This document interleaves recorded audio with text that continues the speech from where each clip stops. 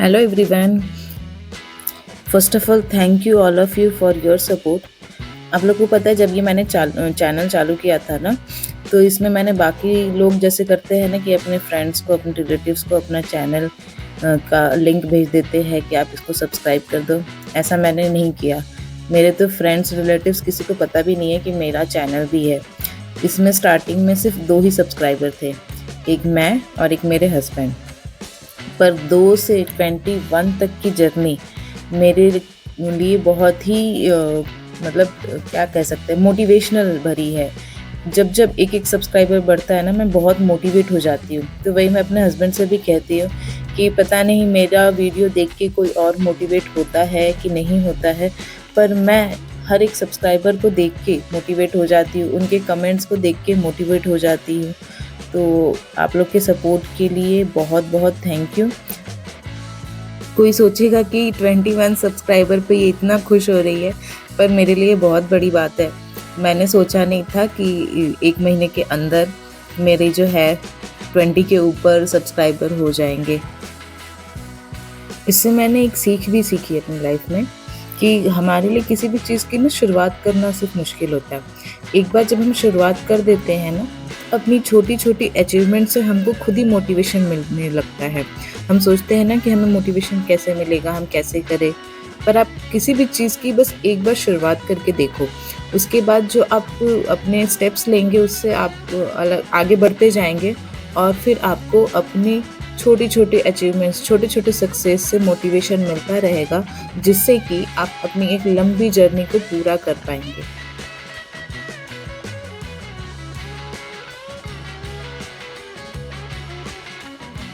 ये video night to morning का है। ये थोड़ा-सा उल्टा है कि मैंने रात से फिर सुबह होते हुए ये वीडियो बनाई है। तो मुझे डेट तो अभी याद नहीं है कि किस डेट की है वीडियो, पर अभी रात में हमारा खाना-पीना सब कुछ हो चुका है। खाने के 1 घंटे बाद हम लोग बैडमिंटन खेलते हैं। तो वही अभी बैडमिंटन खेल रहे हैं और ये बैडमिंटन खेलने में भी हम लोग पहले से काफ़ी अच्छे हो गए हैं। ये भी वही है कि हमने एक बार स्टार्ट किया खेलना और फिर खेलते-खेलते थोड़ी बहुत इम्प्रूवमेंट हमें आ गई है। तो पहले जितना जल्दी-जल्दी गिर जाता था हमसे, वो अब ऐसा नहीं होता है। थोड़ा-सा अब ज़्यादा लंबा टाइम तक हम खेल पाते हैं और ज़्यादा जल्दी थकते भी नहीं हैं। पहले तो मैं तुरंत ही थक जाती थी। वो कहते हैं ना कि सीखने की कोई उम्र नहीं होती। ये बात मुझ पे एकदम अच्छे से लागू होती है। मैंने बहुत सारी चीज़ें शादी के बाद सीखी। जैसे पहले मुझे गाड़ी चलाना नहीं आता था। शादी के बाद मैंने गाड़ी चलाना सीखा। फिर मुझे बैडमिंटन नहीं खेलना आता था। शादी के पहले तो मुझे नहीं याद है कि मैंने एक भी बार खेला होगा। मैंने बाद में बैडमिंटन खेलना सीखा। फिर यूट्यूब नहीं मैंने कभी किया था। मुझे तो यहाँ तक कि फ़ोटोज़ खिंचवाना, वीडियोज़ बनवाना ये सब बिल्कुल पसंद नहीं था। फिर मैंने ये भी सीखा, एडिटिंग सीखी।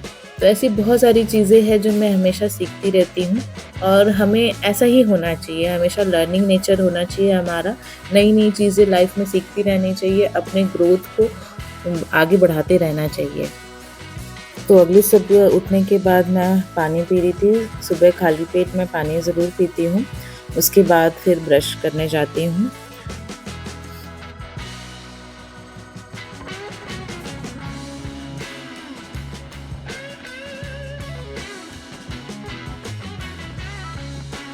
फिर मैं अपनी टू डू लिस्ट बना रही थी कि आज मुझे दिन भर क्या-क्या पढ़ना है, क्या-क्या करना है। क्योंकि लिखा हुआ अगर हमारे पास होता है तो फिर हमें ज़्यादा परेशानी नहीं होती है, सोचना नहीं पड़ता कि अब आगे हमें क्या करना है। तो वही मैं अपनी टू डू लिस्ट बना रही थी। 4:45 बज चुके हैं अभी।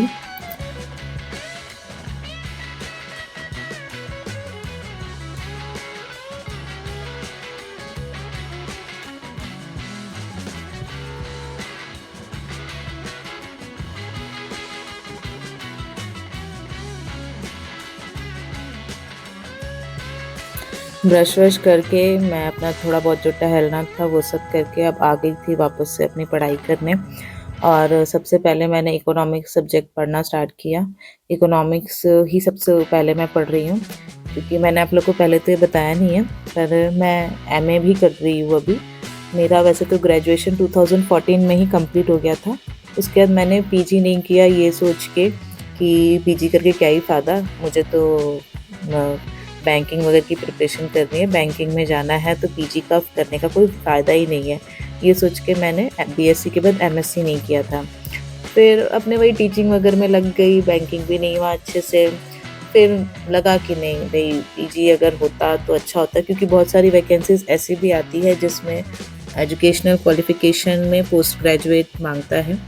तो इसलिए फिर आफ्टर मैरिज मैंने एमए में एडमिशन लिया। एमएससी नहीं करके मैं एमए कर रही हूँ इकोनॉमिक्स से, क्योंकि वो मेरा इंटरेस्ट का सब्जेक्ट है। मुझे बैंकिंग में बहुत ही ज़्यादा इंटरेस्ट था। मैंने बैंकिंग पढ़ी भी है, तो थोड़ा बहुत उससे मिलता-जुलता इकोनॉमिक्स है, इसलिए मैंने किया। इस साल तो ये मेरा कंप्लीट भी हो जाएगा। ये 4th सेमेस्टर मेरे अप्रैल से स्टार्ट होंगे, तो इसलिए मैंने सोचा कि चलो इकोनॉमिक्स भी साथ में पढ़ते हैं, ताकि मेरे पेपर में भी उससे हेल्प हो जाएगी और मेरा एक सब्जेक्ट अपने एग्ज़ाम के लिए भी कंप्लीट हो जाएगा। शादी के बाद सबकी लाइफ चेंज हो जाती है, उनके ऊपर ज़िम्मेदारियाँ नई-नई आ जाती है और बहुत सारी चीज़ें हैं, नया फेस, नए लोग। मेरे साथ भी शादी के बाद काफ़ी बदलाव आए, पर मेरे बदलाव बाकी लोगों के बदलाव से थोड़े से अलग हैं। मेरे बदलाव मेरे ग्रोथ के लिए ही आए हैं, जिससे कि मेरी ग्रोथ हो रही है। जैसे मैंने आपको बताया कि मैंने गाड़ी सीखा, जो कि बहुत इम्पोर्टेंट है आजकल के ज़माने में। तो इंडिपेंडेंट मतलब हर चीज़ में इंडिपेंडेंट होना चाहिए, आपको गाड़ी चलाना भी आना चाहिए। तो वो सीखा मैंने। मैं स्पोर्ट्स पे ध्यान दे रही हूँ, स्किपिंग करती हूँ, बैडमिंटन खेलती हूँ, मतलब अपने हेल्थ पे प्रॉपर ध्यान दे रही हूँ मैं। साथ में वही यूट्यूब जो मैं कर रही हूँ वो तो कर ही रही हूँ। और फिर मैं अपनी पढ़ाई छोड़ने के लगभग 8 साल बाद से दोबारा से अपने एकेडमिक्स पे ध्यान दिया। एमएससी मेरी 2014 में कंप्लीट हो गई थी और अब मैं 2023 में एडमिशन लिया था मैंने एमए में। 2025 में मेरा कंप्लीट भी हो जाएगा एमए।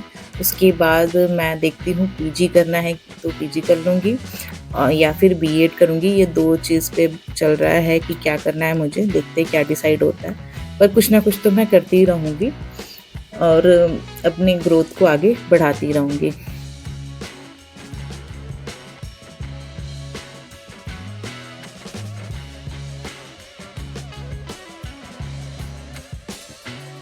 क्योंकि सुबह हम लोग जल्दी उठ जाते हैं और अच्छी खासी एक्सरसाइज भी कर लेते हैं, इसलिए हम अपने ब्रेकफास्ट मतलब ना करके पूरा प्रॉपर खाना खाते हैं। रोटी, कढ़ी है और बैंगन का भरता। तो हम लोग तो अपने ब्रेकफास्ट में प्रॉपर खाना ही खा रहे हैं आजकल, क्योंकि हम लोग अच्छी खासी एक्सरसाइज सुबह कर लेते हैं और मैं सुबह जल्दी उठी हुई रहती हूँ, तो मुझे बहुत तेज़ भूख लगी रहती है इसलिए।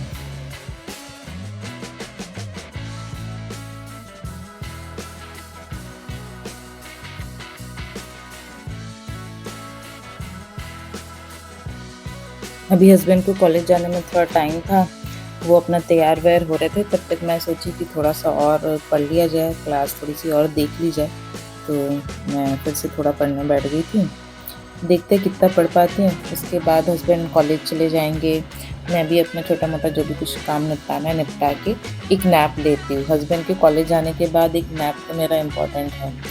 तो वो लेती हूँ, फिर उसके बाद सो के उठती हूँ। सो के उठने के बाद फिर नहाना, कॉफ़ी पीना, फिर उसके बाद से मेरी दोबारा से पढ़ाई स्टार्ट होती है।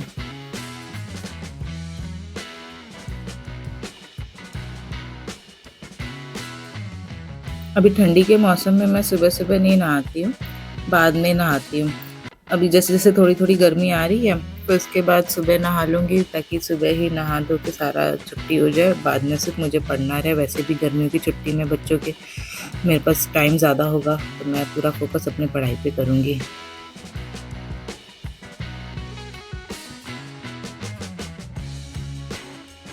तो हस्बैंड कॉलेज चले गए थे, उनके जाने के बाद मैं 1 घंटे की नैप ले चुकी थी। मेरा नहाना-धोना, फिर उसके बाद कॉफ़ी पीना, ये सब हो गया था और वापस से फिर मैं बैठ गई थी करंट अफ़ेयर्स पढ़ने।